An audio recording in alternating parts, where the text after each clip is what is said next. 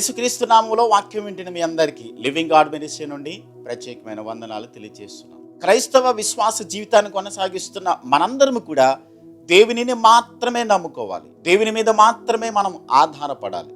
ఎందుకు ఆధారపడాలి? ఎందుకు ఆయనను మాత్రమే నమ్ముకోవాలి?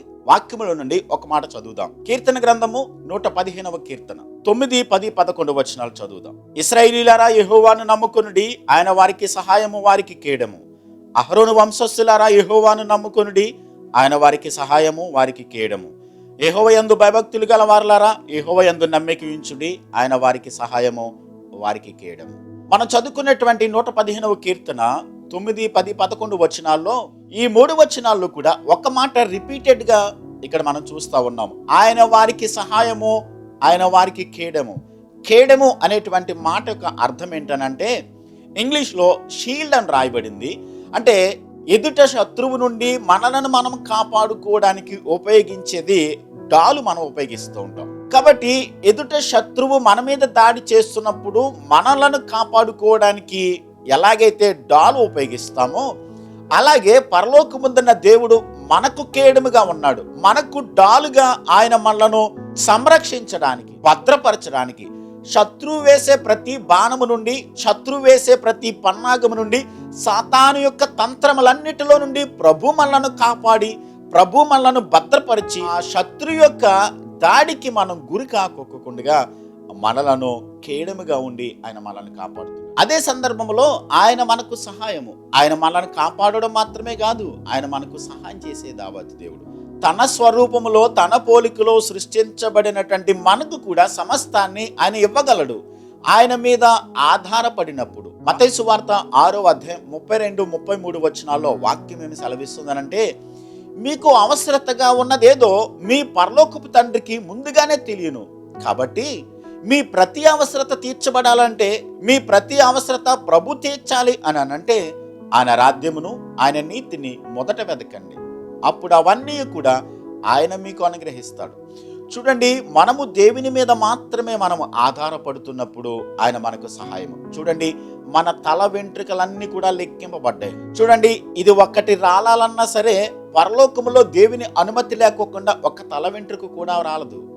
అలాంటి అంత శ్రద్ధ ప్రభు మన పట్ల కలిగి ఉన్నప్పుడు, ఆయన అంత శ్రద్ధ మన పట్ల చూపిస్తా ఉన్నప్పుడు ఏమి తిందుమో, ఏమి త్రాగుదుమో, ఏమి ధరించుకుందుమో అని భౌతిక సంబంధమైనటువంటి విషయాల గురించి మాత్రమే మనం ఆలోచిస్తూ దైవిక సంబంధమైనటువంటి జీవితాన్ని గురించి మనం ఆలోచించుకోకుండా దాన్ని ప్రక్కన పెట్టేసినట్లయితే దేవుని మీద ఉన్నటువంటి విశ్వాసాన్ని మనం విడిచిపెట్టేసే వారం అవుతాం. కాబట్టి దేవుని వాక్యం ఏం చెప్తున్నారంటే, ఇశ్రాయేలీయులారా యెహోవాను నమ్ముకొనుడి, అహరోను వంశస్థులారా ఆయనను నమ్ముకొనుడి, యెహోవాను నమ్ముకొనుడి, యెహోవా యందు భయభక్తులు గల వారలారా ఆయనను నమ్ముకొనుడి. ఎందుకనంటే ఆయన మనకు సహాయము, ఆయన మనకి కేడము. ప్రతి విషయంలోనూ కూడా ఆయన మనలను కాపాడేటువంటి దేవత దేవుడు. పాత నిబంధన గ్రంథంలో మనము చదువుకుంటాం, హిజ్కియా రాజు ఆయన పరిపాలన చేస్తున్నటువంటి దినాల్లో అష్షూరు దేశం నుంచి రాజు వారి మీదకి శత్రువుగా దండెత్తి వచ్చినప్పుడు 185,000 మంది వచ్చి ఆ యెరూషలేము పట్టణం చుట్టూ కూడా మోహరించినప్పుడు ఏం చేయాలో దిక్కుతోచని పరిస్థితిలో ఉన్నప్పుడు రబషాకే అనేటువంటి ఆ సైన్యాధిపతి రాసిచ్చినటువంటి ఉత్తరాన్ని తీసుకుని వెళ్ళి దేవుని మందిరమునకు వెళ్ళి ఆ ఉత్తరాన్ని పెట్టి ప్రభు సన్నిధిలో ప్రార్థన చేసినప్పుడు ఒక్క దేవదూతను పంపించి 185,000 మందిని ఒక్కసారి నాశనం చేయలేదా? మనము 2వ రాజుల గ్రంథం 18, 19 అధ్యాయంలో మనం చదువుకుంటాం. ఆయన వారికి కేడము, ఆయన వారికి సహాయం. 46వ కీర్తనలో మనం చదువుకుంటాం, దేవుడు మనకు ఆశ్రయమును దుర్గమునై ఉన్నాడు, ఆపత్కాలంలో ఆయన నమ్ముకునదగిన సహాయకుడు. కావున భూమి మార్పు నొందినను, నడి సముద్రములలో పర్వతములు మునిగినను, ఆ పొంగునకు వాటి జలములు ఘోషించుచు నురుగు కట్టినను మనము దేనికి భయపడము. ఎందుకనంటే దేవుడు ఆ పట్టణంలోనున్నాడు గనుక దానికి చలనము లేదు. ఉదయమున ఆయన దానికి సహాయం చేస్తూ ఉన్నాడు. ఓరకుండుడి, నేనే దేవుడనని తెలుసుకునుడి, నేను మహోన్నతుడనగుదును, అన్యజనులలో మహోన్నతుడనగుదునని దేవుని వాక్యం స్పష్టంగా నేర్పిస్తుంది. ఆయన మాట ఇచ్చి దానిని నెరవేర్చగలిగిన దేవుడు. ఆకాశము భూమి గతించిపోవునేమో కానీ నా మాట ఎన్నడూ కూడా గతించదని దేవుడు మాట్లాడుతున్నారు. కాబట్టి ఆయన మాట ఇచ్చి దానిని నెరవేర్చగల సమర్థుడు, ఆ మాటను ఆయన నెరవేర్చగలిగిన శక్తి కలిగిన దేవుడు, సామర్థ్యం కలిగినటువంటి దేవత దేవుడు. కాబట్టి ఆయనను మాత్రమే మనం నమ్ముకోవాలి, ఆయన మీద మాత్రమే మనం ఆధారపడాలి. వాక్యమే సెలవిస్తూ ఉంది, ద్రాక్షవల్లిని నేను, తీగలు మీరు. ఎవరు నా యందైతే అంటు కట్టబడి ఉంటారో వారు బహుగా ఫలిస్తారు. ఎవరైతే ద్రాక్షవల్లితో అంటు కట్టబడి ఉంటారో ద్రాక్ష తీగె మరింతగా ఫలిస్తుంది, అభివృద్ధి చెందుతుంది. నాకు వేరుగా ఉండి మీరేమి కూడా చేయలేరని ప్రభు చెప్పాడు. కాబట్టి ఆయన మీద ఆధారపడకుండా, ఆయన మీద మనము నమ్మకం ఉంచుకోకుండా, మనంతట మనం ఏదైనా సాధించాలని మనం ప్రయత్నం చేస్తే మన వల్ల కాదని ప్రభు ముందుగానే చెప్పాడు. కాబట్టి ఒకవేళ అలా కాకోకుండా మనం ప్రయత్నం చేస్తే, దేవుణ్ణి పక్కన పెట్టి మనంతట మనం ఏదైనా సాధించాలని మనం ప్రయత్నం చేస్తే మన వల్ల కాదని ప్రభు ముందే చెప్పాడు కదండి. దానివల్ల నష్టపోతాం. దానివల్ల దానికి తగిన పర్యవసానాన్ని మనము మన జీవితాల్లో అనుభవించాల్సి వస్తుంది. కాబట్టి నాకు వేరుగా ఉండి మీరేమీ చేయలేరని ప్రభు చెప్పాడు. కాబట్టి ఆయన మీద మాత్రమే మనము ఆనుకున్నప్పుడు, ఆయన మీద మాత్రమే మనం ఆధారపడినప్పుడు, ఎలాంటి పరిస్థితి గుండా వెళ్తున్నప్పటికీ కూడా, ఎలాంటి సమస్య గుండా మనం వెళ్తున్నప్పటికీ కూడా ఆయన నమ్మదగిన దేవుడు, మాట ఇచ్చి ప్రతి మాటను నెరవేర్చగలిగిన సమర్థుడైన దేవుడు. ప్రతి పరిస్థితిలోనూ కూడా ఆయన కృపచేత బలపరిచి తన బిడ్డలను ఆయన మహిమ కొరకు, ఆయన నామం యొక్క ఘనత కొరకు వారి జీవితాల్లో దేవుడు కార్యాలు చేయగలిగిన దేవుణ్ణి మనం కలిగి ఉన్నాం. కాబట్టి ఇశ్రాయేలీయులారా ఆయనను నమ్ముకొనండి, అహరోను వంశస్థులారా యెహోవాను నమ్ముకొనండి, ఆయనకు భయపడి వారలారా యెహోవాను మాత్రమే మీరు నమ్ముకొనండి. ఎందుకంటే ఆయన మనకు సహాయము, ఆయన మనకు కేడము. శత్రువు నుండి మనల్ని కాపాడే దేవుడు. తొట్టిల్లకోకుండా, పడిపోకోకుండా, జారిపోకుండా, మన పాదములను జారి పడుకోకుండా మనలను స్థిరపరిచి బలపరిచి, మనకు దేవుడు శక్తినిచ్చి స్థిరపరిచి మనల్ని నడిపించగలిగిన దేవుని మనం కలిగి ఉన్నాం. ఆయన మీదనే ఆధారపడడం. చూడండి, దేవునిని గనక మనం నమ్ముకుంటే, దేవుని మీద మనము ఆధారపడడం మనకి చేతనైతే, నమ్ముట నీ వలనైతే నమ్మువానికి సమస్తము సాధ్యమే అనే వాక్యంలో మనం స్పష్టంగా చూస్తున్నాం. నమ్మటం మనకి చేతనైతే, ఆయన మీద ఆధారపడడం మనకి చేతనైతే, ఆయన చేయలేని కార్యం అంటూ ఏది లేదు, ఆయన జరిగించలేని కార్యం అంటూ ఏది లేదు. సమస్తమును ఆయన చేయగలిగిన దేవుడు.